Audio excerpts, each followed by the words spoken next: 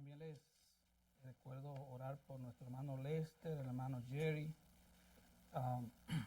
Y se me olvidaba, la hermana Raquel no está con nosotros. También estemos orando por ella.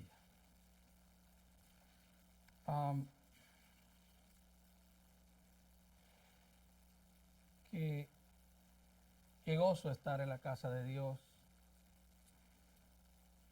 Qué gozo es saber que el Señor está aquí.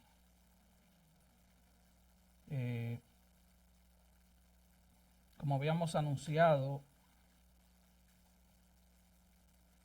hace algunas semanas, hoy nos toca comenzar una nueva serie. Ya terminamos la carta de Colosenses. Y esta serie es sobre la iglesia. Ese es el título de esta serie, la iglesia. Y para esto por asunto de créditos y de justicia, me he auxiliado de varios autores, pastores, Mark Dever, Jeffrey Johnson, Sujel Michelin y otros. Y tal vez usted se preguntará, ¿por qué dedicar una serie a estudiar la iglesia, a estudiar este tema? Bueno, estudiar el tema de lo que es la iglesia es de máxima importancia. La iglesia debe considerarse importante para los cristianos debido a que es importante para Cristo. Él la compró a precio de su propia sangre. Y aquí hay varias preguntas que estaremos tratando de responder a través de toda esta serie. ¿Qué es la iglesia? ¿Están los cristianos obligados a unirse a una iglesia local? ¿Cuáles son los privilegios y responsabilidades de un miembro de una iglesia?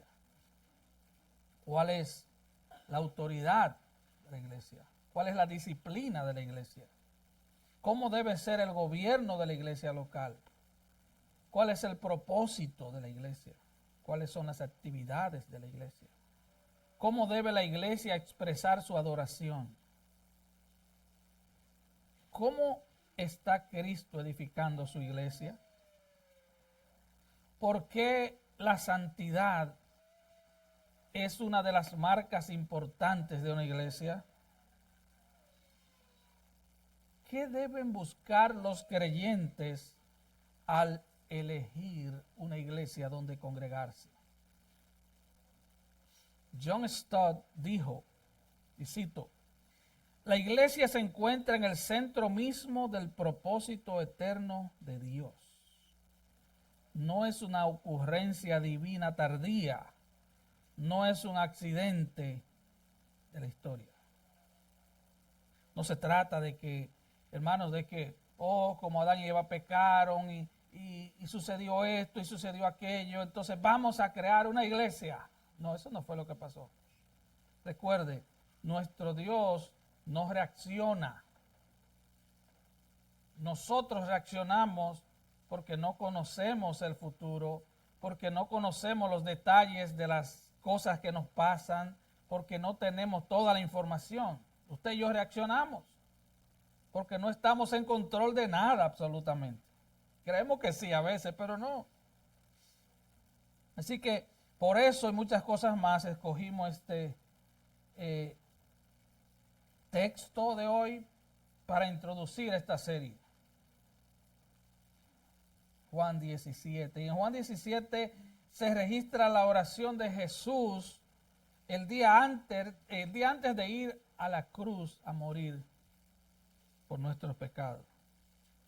Esta es la oración de Jesús después de su discurso del aposento alto, registrado en los capítulos anteriores. Y tenga en cuenta algo, cuando una persona está a punto de morir, realmente va a orar por las cosas que son importantes, ¿sí o no? Él no va a estar orando por nimiedades, por cosas sin importancia. Así que el Señor ora y en estos 6 versículos Él ora por su iglesia. Y es el único lugar del Nuevo Testamento donde tenemos plasmada la obra intercesora de nuestro Señor y Salvador Jesucristo. Sabemos por Hebreos 7:25 que el Señor vive para siempre para interceder por nosotros, por su iglesia. Y aquí vemos de manera clara cuál es la intercesión del Señor. Queremos saber qué está haciendo el Señor. Él está intercediendo por nosotros. Hermanos, Cristo ama a su iglesia con un amor eterno y sacrificial. Y Él, personalmente, está construyendo, edificando su iglesia, mientras sus discípulos van por todo el mundo cumpliendo la gran comisión en el poder de su Espíritu. Así que Jesús continúa su labor intercesora después de su ascensión hasta el final de los tiempos. Así que leer Juan 17 es como escuchar al Señor mismo ahora orando por nosotros, por su pueblo, por su iglesia, ante su amoroso Padre. Y vamos a ver los versículos del 20 al 27. Yo les ruego que en su casa lean el capítulo 17 completo. Versículo 20, mas no ruego solamente por estos, sino también por los que han de creer en mí, por la palabra de ellos, para que todos sean uno. Como tú, oh Padre,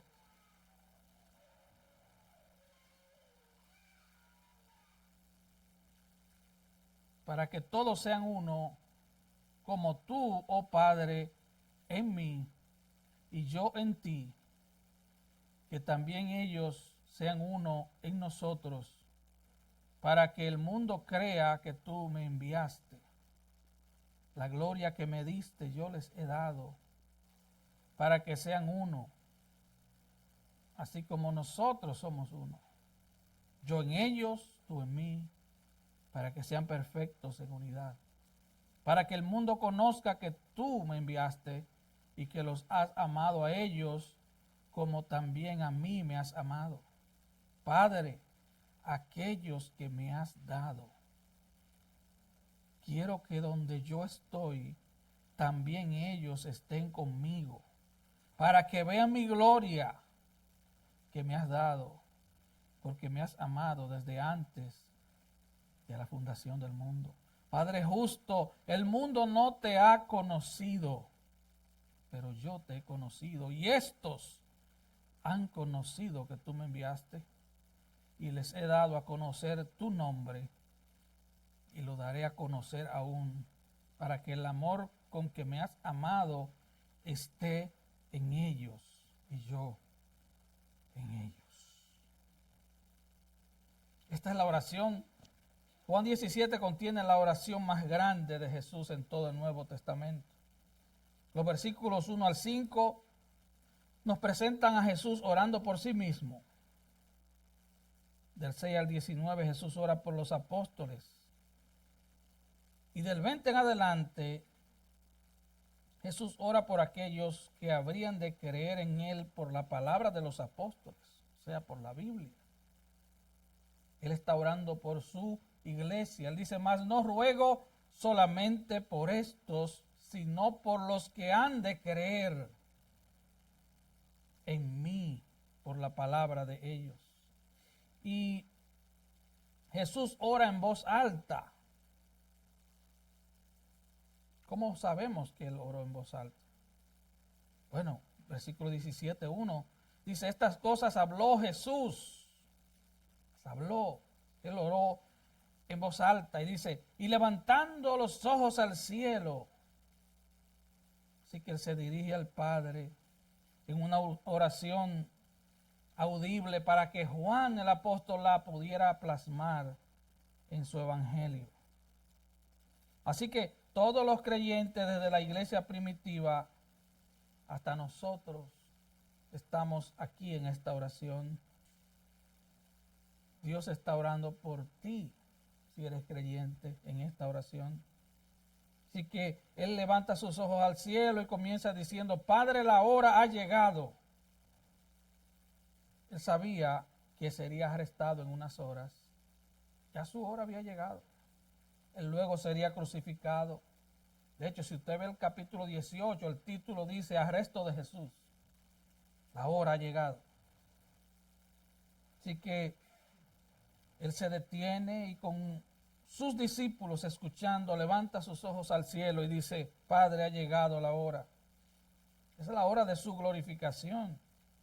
Entendamos algo, hermanos. Aunque Cristo murió para pagar nuestra deuda impagable con el cielo, Él murió, y escuche bien, Él murió básicamente para la gloria de Dios. Cristo murió para la gloria del Padre, básicamente.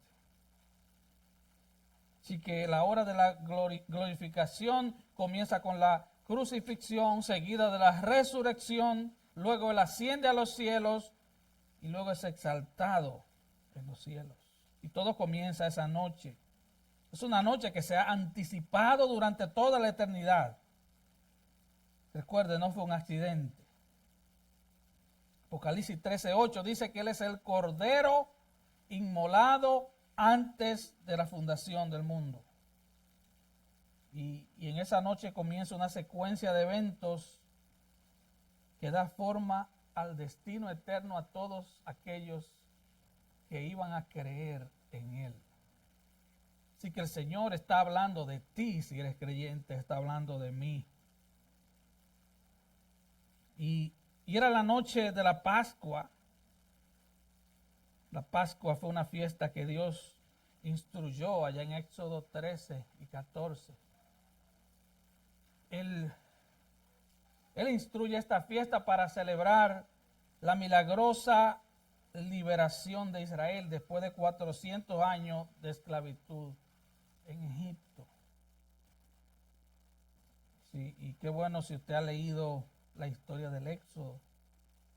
Se celebraba eso, la Pascua, recordando el Éxodo. Ya habían pasado 1500 años. Así que durante 1500 años el pueblo de Israel estaba celebrando la Pascua. Y usted sabe, fue una liberación poderosa. Dios abrió el mar rojo después de las plagas y la muerte de los primogénitos.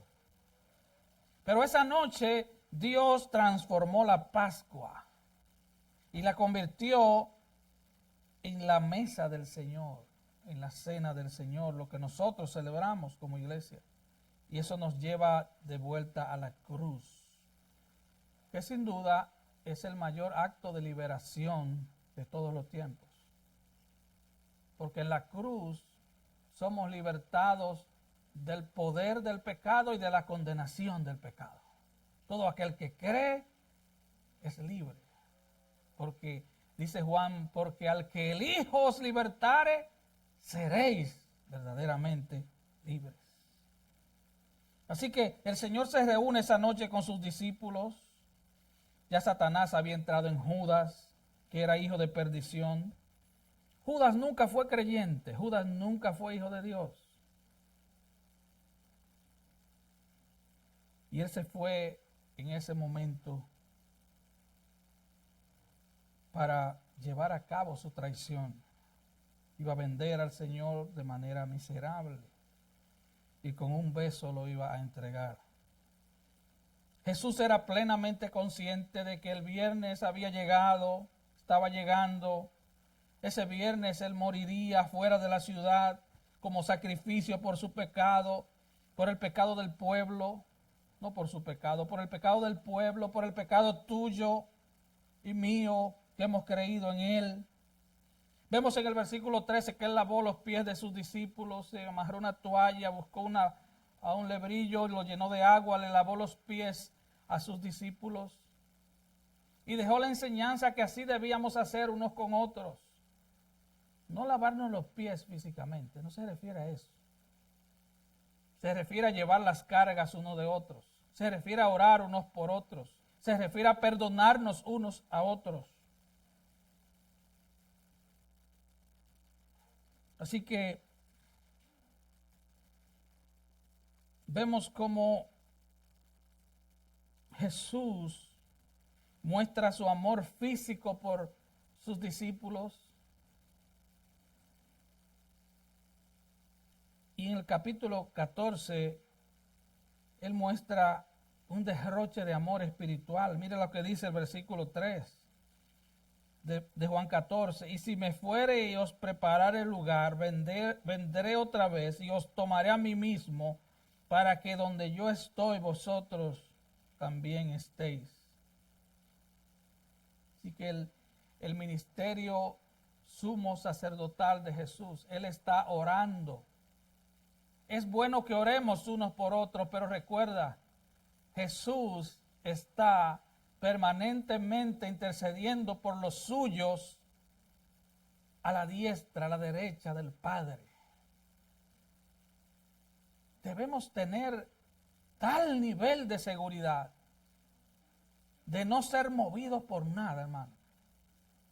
El Hijo está orando, está intercediendo ante el Padre por ti, si eres creyente, y por mí.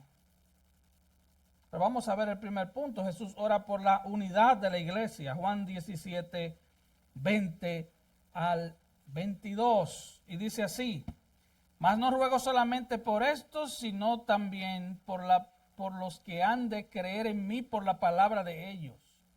¿Para qué? Para que todos sean uno.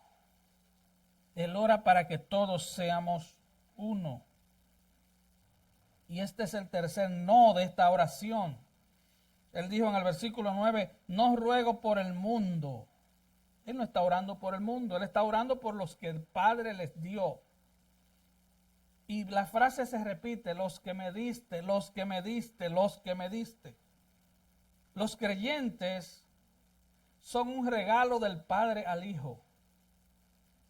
Los creyentes que conforman la iglesia son la novia de Cristo. Es la novia que el Padre le escogió al Hijo. No ruego por el mundo, sino por los que me diste. Versículo 15. No ruego que los quites del mundo, sino que los guardes del mal. Y aquí en este versículo, él ora diciendo, mas no ruego solamente por estos, sino también por los que han de creer, futuro, los que han de creer en mí por la palabra de ellos, por la palabra de los apóstoles. Recuerde, cuando leemos el libro de los Hechos, dice en sus primeros capítulos, capítulo 2, básicamente, que los discípulos, que la iglesia, recuerde, la iglesia se formó en el día de Pentecostés, había miles de personas, y dice que ellos perseveraban en la doctrina de los apóstoles. Nosotros creemos en los apóstoles, sí, en los que están en la Biblia. Ahí están las escrituras de los apóstoles. El Nuevo Testamento fue escrito humanamente hablando, porque es la palabra de Dios, inspirada por Dios, pero fue escrita por los apóstoles o por otros, como por ejemplo Marcos, que escribió bajo la influencia de alguno de los apóstoles, o como Santiago, o como Judas, que también escribieron bajo la influencia de los apóstoles. Así que él está orando por los que han de creer. Recuerde, la salvación es por fe, solamente por fe. Es creer en Cristo, es venir a Él arrepentido, es confiar en Él con todo, es abandonarte en los brazos de Cristo.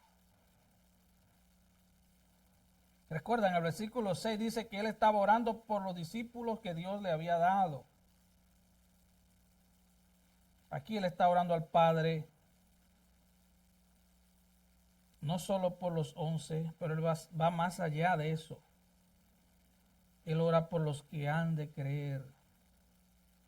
¿Y cuál es su oración? Para que todos sean uno. Y él dice, como tú, oh Padre, en mí y yo en ti, que también ellos sean uno en nosotros, para que el mundo crea que tú me enviaste. Ahora bien, ¿a qué tipo de unidad se está refiriendo Jesús en su oración? Recuerda la oración, él está orando para que todos sean uno, pero ¿cuál es el modelo? Como tú, oh Padre, en mí y yo en ti, que también ellos, la iglesia, sean uno en nosotros, para que el mundo crea que tú me enviaste. ¿A qué tipo de unidad se refiere Jesús? Es a un tipo de unidad en la cual nos reunamos todos en un lugar y sin importar lo que creemos, sin importar el estilo de vida, sin importar lo que confesamos, sin importar nuestras convicciones. ¿Es a eso que se refiere? ¿Se trata de hacer un gran movimiento nacional de iglesias o que haya muchas iglesias unidas en el mundo? Sin paredes doctrinales, simplemente que todos nos juntemos. No, no es a eso que se refiere. Recuerde, versículo 21, todas las preguntas que usted tenga en cuanto a Dios y en cuanto a conducta están en la Biblia. Versículo 21, ¿cuál es la oración? Para que todos sean uno. ¿Cómo? Como tú, oh Padre, en mí y yo en ti, que también ellos sean uno en nosotros. Versículo 22, que sean uno así como nosotros somos uno. Bueno, ¿qué significa esto? Y voy a tratar de ser lo más sencillo en la explicación. Él está hablando de la Trinidad. Él está pidiendo por una unidad similar a la unidad que existe en la Trinidad. Él dice que ellos sean uno como nosotros somos uno. Yo en ellos, tú en mí. Quiero que entiendas que el tipo de unidad que existe en la Trinidad es incomprensible para nosotros. La Biblia nos da evidencia de que Dios es trino. Pero esto es inalcanzable para nosotros. Aún el más docto de los teólogos se queda corto explicando esto. El Padre es Dios, el Hijo es Dios, el Espíritu Santo es Dios. Pero no son tres dioses, sino un solo Dios. Dios es uno en esencia, pero tres en persona. Así que podemos afirmar y debemos afirmar que Dios es uno. Sí, Él es uno. Pero Él existe en tres personas. El Padre, el Hijo y el Espíritu Santo. Ese es el gran misterio de la Trinidad. Así que Él es uno en un sentido y tres en otro sentido. Hay muchos misterios en la Biblia. No son misterios, no son incógnitas, son misterios porque están en la Biblia, pero son prácticamente imposibles de explicarlos. Simplemente están ahí, predicamos sobre eso, y los que creemos que la palabra de Dios es la palabra infalible, inerrante y autoritativa de Dios, creemos eso y lo creemos por fe. Pero está ahí. Pero entiendan, no es que a veces Dios se manifiesta como Padre, a veces se manifiesta como Hijo y a veces se manifiesta como Espíritu Santo. No. Eso es una herejía llamada modalismo o también patripasionismo. Es como cuando usted oye gente orando diciendo, Dios, gracias por morir por mí. Dios no murió. El que murió fue el Hijo. Usted diga, Espíritu Santo, gracias por morir. El Espíritu Santo no murió. Fue el Hijo que fue a la cruz. Esa es una oración con cierto grado de herejía. El Padre envió al Hijo y quien muere es el Hijo. pero el Padre, el Hijo y el Espíritu Santo son uno.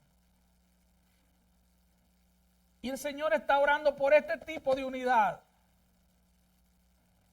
Que mi iglesia, que los creyentes sean uno, así como tú y yo somos uno. Él está orando por este tipo de unidad. Es este tipo de armonía. Y lo dijo al final del versículo 11. Padre Santo, a los que me has dado, guárdalos en tu nombre para que sean uno, así como nosotros. Note que estoy leyendo. Guárdalos en tu nombre para que sean uno, así como nosotros. Está hablando de la Trinidad. Así que vemos a través de los evangelios. Yo le invito a que haga un viaje a través del evangelio de Juan para que usted entienda mejor de qué estamos hablando. Desde el capítulo 1. En el principio era el verbo era con Dios y el verbo era Dios. Lo que estamos viendo aquí es que Jesús está orando por una unidad, como la unidad compartida entre el Padre, el Hijo y el Espíritu Santo. Tú puedes escuchar a algún predicador tomando este texto y diciendo, Dios quiere que nos llevemos bien a la iglesia, o Dios quiere que nos llevemos bien en el hogar. Bueno, todo eso suena bonito, pero esto no está hablando de eso. Este texto no está hablando de eso. No está hablando de un tipo de unidad práctica. Porque esa unidad, hay otros textos que tratan esa unidad práctica y vamos a ver más adelante. Él está hablando de una unidad en esencia. Si somos creyentes, ya somos uno. Él tampoco está orando para que todos los creyentes se reúnan juntos. Por ejemplo, yo no me puedo reunir con Charles Spurgeon, ni usted tampoco. Él murió hace mucho. Usted no se puede reunir con Pedro ni con Juan, los apóstoles. Ellos murieron. Así que él no está hablando de ese tipo de unidad. Además, no todos vivimos en el mismo lugar. Usted no se puede reunir con un hermano que vive en China. Eso es imposible. Lo que él está orando está claro en sus palabras. Él está orando para que como tú, Padre, estás en mí y yo en ti, que también nosotros, podamos estar en nosotros, dice él. Así que es una unidad interna. Él no está orando para que nos llevemos bien en la iglesia. En otras partes de la Biblia se habla de eso. Él está orando para que seamos uno, al mismo nivel en que la Trinidad es una. Solo para ver algunos ejemplos. Jesús fue bautizado en el río Jordán. Usted puede ver eso en Marcos 1, del 9 al 11. Y cuando él fue bautizado, el Espíritu Santo descendió sobre él. ¿Y qué pasó luego? El Padre desde los cielos dijo, este es mi Hijo amado, en quien tengo complacencia. Así que son 3 personas.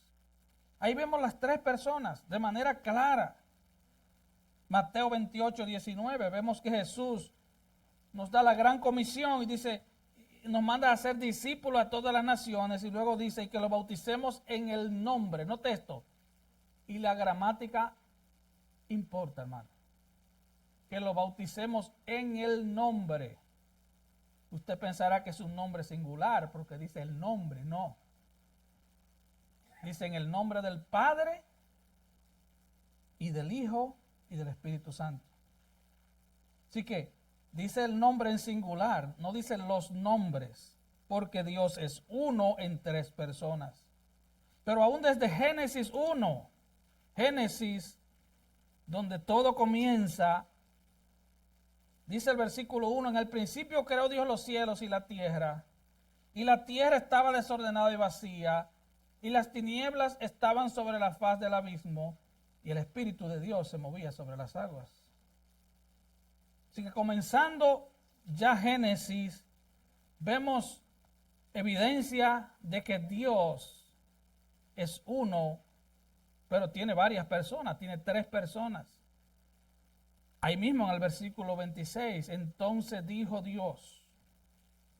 Todo parece singular, ¿verdad? ¿Qué dice luego? Hagamos al hombre a nuestra. Hagamos es plural. Nuestra es plural. Hagamos al hombre a nuestra semejanza, a nuestra imagen, conforme a nuestra. Ahí hay 3 palabras en un solo versículo que nos dicen que Dios es uno y a la vez es plural. Pero si usted va, por ejemplo, ahí mismo en Génesis 11, versículo 7, en el relato de la Torre de Babel, dice el versículo 6, y dijo Jehová, he aquí el pueblo es uno, y todos estos tienen un solo lenguaje, y han comenzado la obra, y nada les hará desistir ahora de lo que han pensado hacer. Versículo 7, ahora pues, descendamos, plural, y confundamos, plural. Si era un Dios netamente singular, hubiera dicho, descenderé, confundiré. Pero dice, descendamos y confundamos allí su lengua, para que ninguno entienda el habla de su compañero. Dice luego, y así esparció Jehová desde allí. Los esparció Jehová desde allí sobre la faz de la tierra. Y usted puede ver toda esa historia en Génesis. Así que por este tipo de unidad es que el Señor Jesús ora. Tú en mí, yo en ti, para que también ellos sean uno en nosotros. Él está orando por la vida de Dios en nosotros. Eso significa que el Padre, el Hijo y el Espíritu Santo tienen una voluntad, un motivo, una misión, una verdad, una santidad, un propósito. Uno. Por eso Juan 14 dice, yo y el Padre somos uno. Si me ha visto a mí, dijo Jesús, has visto al Padre. Así que esto es absolutamente importante entenderlo. Dios, el Dios verdadero, es uno en 3 personas. Él es una esencia singular, pero 3 personas, plural. Y hay tal nivel de armonía, unidad y amor en la Trinidad, que Juan dice en su primera carta que Dios es amor. Porque el Padre ama al Hijo, el Hijo ama al Padre, el Espíritu Santo ama al Hijo, el Hijo ama al Espíritu Santo, el Espíritu Santo ama al Padre y el Padre ama al Espíritu Santo. Y el Señor está orando por esa unidad entre la iglesia. Él está orando por esa unidad. Es una unidad interna en esencia. Y es por eso que Dios, el Dios verdadero, y Alá, el Dios de los musulmanes, no son lo mismo. No hay amor en el Islam.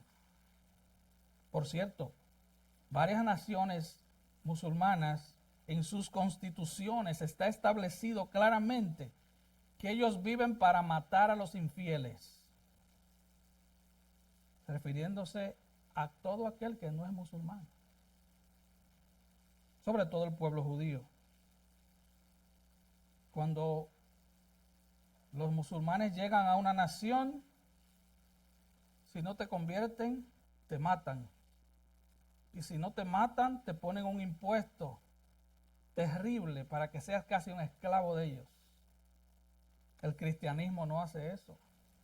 Porque en el cristianismo hay amor en la Trinidad y hay amor para los que son suyos. Y nosotros podemos amarle porque Él nos amó primero.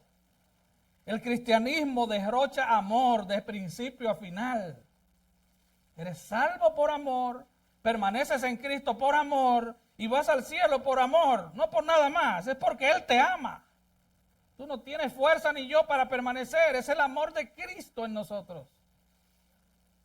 Podemos hacer la obra porque el amor de Cristo nos empuja. Pablo dijo, el amor de Cristo me constriñe y ay de mí si no predico el Evangelio. Él se veía hasta cierto punto amenazado por el amor, si se podría decir eso. El amor de Cristo lo tenía entre la espada y la pared. Wow. Y esta es la oración de Jesús. Esta es la oración de Jesús. Dios es amor. Y ese Dios tiene una vida compartida entre el Padre, el Hijo y el Espíritu Santo.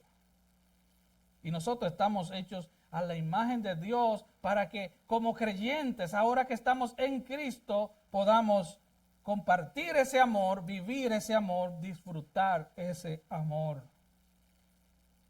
Así que el Señor ora por esta unión de vida compartida. Y esa es la base de la unidad de los cristianos. Ahora bien, ¿por qué los cristianos somos uno? ¿Por qué somos uno? Sencillo, porque los cristianos somos uno con Cristo. Por eso somos uno. Y Él dice, tú en mí y yo en ti, dice el versículo 21. Para que también ellos sean uno en nosotros. La Biblia dice que los creyentes estamos en Cristo. Una y otra vez lo dice, estamos en Cristo. Cuando nos convertimos a Cristo, en el paquete de la salvación viene tu unión con Cristo. Nosotros lo cantamos aquí. Decimos que Cristo es mío y yo soy de Él. Es esa unión. Es esa unión que vivimos. Es esa unión que está en nosotros. No es una unión por la que... por esa unión no tenemos que trabajar. Si tú eres creyente, tú estás unido a tu hermano porque estamos en Cristo.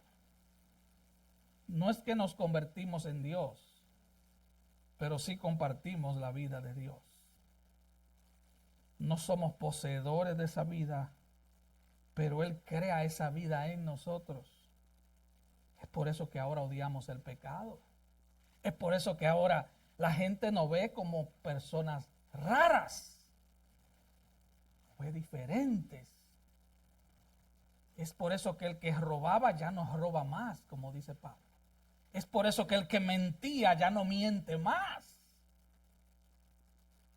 No es porque usted sea buena gente, ni yo tampoco. Es porque la vida de Dios está en ti y está en mí. Ahora el Espíritu Santo viene a morar literalmente en nosotros. Y por eso Pablo dice, tu cuerpo es templo del Espíritu. Él dice, ya tú no eres tuyo, tú no eres propiedad tuya. Tú fuiste comprado a precio de sangre. John MacArthur dijo, Dios se unió al hombre en la persona de Jesucristo para que el hombre pudiera unirse a Dios en la persona de Jesucristo. Voy a explicarlo, no es un trabalengua. Dios se unió al hombre al hacerse hombre en la persona de Cristo, para que el hombre pudiera unirse a Dios al creer en la persona de Jesucristo. Esto no es un misterio. No entendemos muchas cosas, pero no es un misterio. Jesús, la segunda persona de la Trinidad, el Hijo eterno de Dios, se convirtió en uno de nosotros para que nosotros nos convirtiéramos en uno con Él. El Hijo se hizo hombre para que los hombres que creen en Él no se conviertan en Dios, sino vayamos a Dios. Estamos en Cristo, vivimos en Dios como creyentes y Dios vive en nosotros. Jesús es uno con el Padre, nosotros somos uno con Cristo, así que también somos uno con el Padre. Compartimos su vida espiritual eterna. Así que ese vínculo no lo creamos nosotros. Ese vínculo lo ha creado Dios. Todo creyente en Cristo está en Cristo. Colosenses 3 dice que estamos escondidos con Cristo en Dios. Nuestra vida le pertenece a Dios de principio a fin. Ese es el nivel de seguridad que usted como creyente debe tener. Tú estás en Cristo. No te va a pasar absolutamente nada que no sea bajo la rigurosa supervisión y permiso de Dios. Eso es un absoluto. Si usted cree en la Biblia, usted va a creer en un Dios soberano, en un Dios que gobierna todo. Y usted dice, ¿por qué me está pasando esto? Dios está gobernando tu vida. No, es que yo no entiendo. Ese no es el punto, no has entendido. Dios no te promete que tú vas a entender. Dios te promete que te va a guardar si eres de los suyos. Eso es lo que Él te promete. Así que tenemos la responsabilidad de perseverar en esa unidad. Note que el Señor dice, guárdalos. A los que me diste, guárdalos. Guárdalos en unidad para que sean uno. Nadie puede guardar lo que no tiene. Dice, guárdalos en unidad porque ya Él nos ha dado unidad. Guárdalos. Así que los cristianos somos uno porque todo cristiano está en Cristo. Somos uno, pero debemos entonces guardar esa unidad, crecer en esa relación de amor y de armonía. Él dice, versículo 22, la gloria que me diste yo les he dado para que sean uno, así como nosotros somos uno. Somos uno, esa es una realidad. Pero esa unidad debe ser guardada. Esa unidad debe ser trabajada. Y de eso vamos a hablar la próxima semana. Pero para concluir,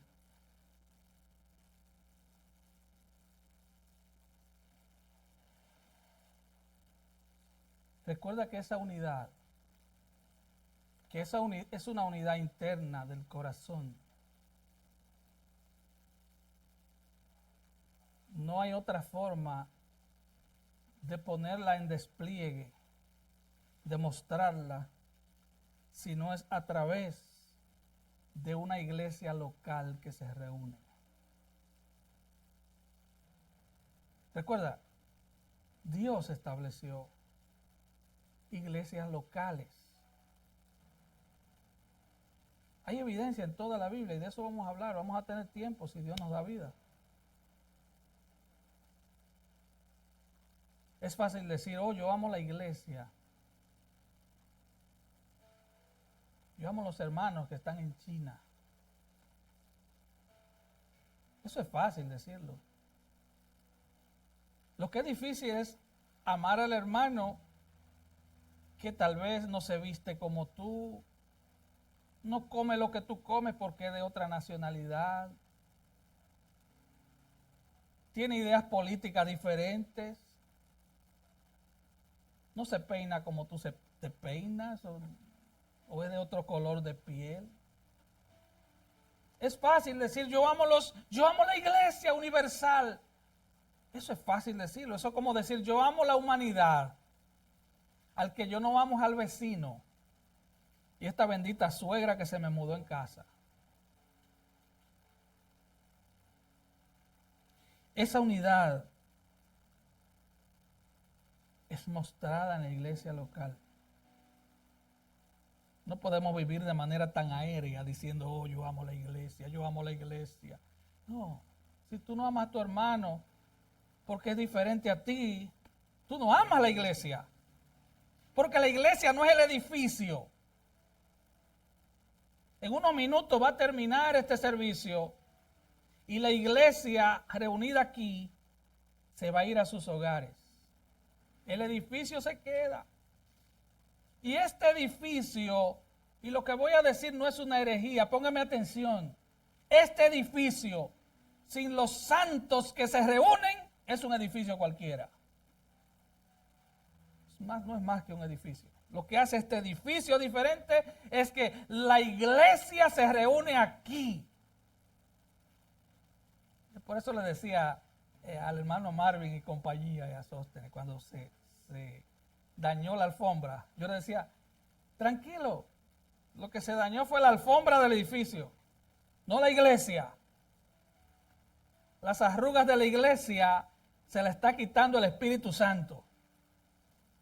Las arrugas de la alfombra se pueden quitar de otra manera. Nosotros somos la iglesia, hermano. Así que esa unidad que se ve más teológica, que se ve más como aérea, pero que es real, es mostrada en una iglesia local, donde nos congregamos, donde nos edificamos unos a otros en amor, donde llevamos uno la carga de los otros, donde oramos unos por otros. Mira cómo le explica, y con esto termino, Hebreos 10:24.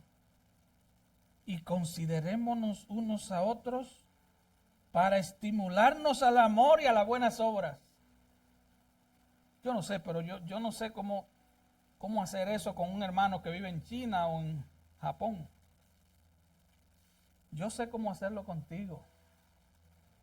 Considerémonos unos a otros. Pongámonos atención unos a otros.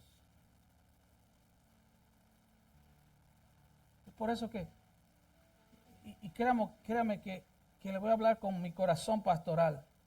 Cuando el culto termina, no salga corriendo. Si usted necesita la oración, pida la oración al pastor, a uno de los líderes, a cualquier hermano. No salga corriendo como que dejó los frijoles en la estufa. Considerémonos unos a otros para estimularnos al amor. Dejemos ese egoísmo que traemos de fábrica. Y usted dirá, ¿y cómo yo hago eso? Versículo 25 de Hebreos 10. No dejando de congregarnos como algunos tienen por costumbre, sino exhortándonos. Exhortándonos. Y tanto más cuando veis que aquel día se acerca.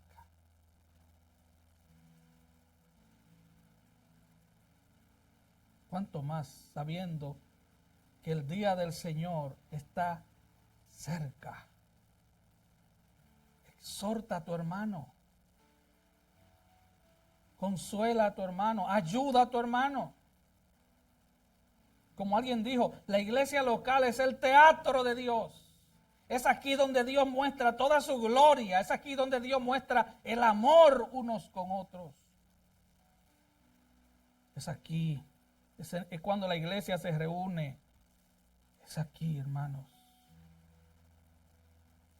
Pero si tú estás sin Cristo esta mañana, quiero volver a la oración de Jesús.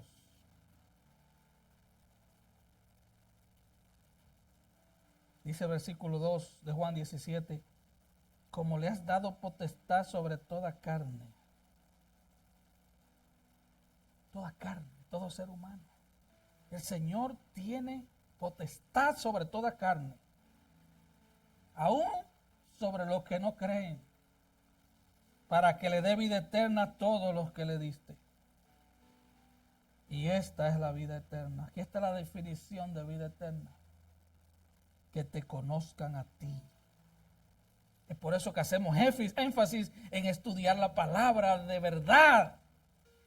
Porque la vida eterna, definida por Jesús, el autor de la vida eterna, el eterno Hijo de Dios. Él dice, y esta es la vida eterna, que te conozcan a ti, el único Dios verdadero, y a Jesucristo a quien has enviado. Si tú estás en Cristo, queremos ayudarte en el conocimiento de Dios, porque esa es la vida eterna. Ven a Cristo en arrepentimiento y fe. Ven a Él y ven hoy. No mañana, hoy. Este es el día aceptable. Tú no estás aquí por accidente. No importa quién te trajo ni quién te invitó. Estaba en los planes de Dios que estuvieras aquí hoy. Incline su rostro y vamos a orar. Oh, glorioso Dios.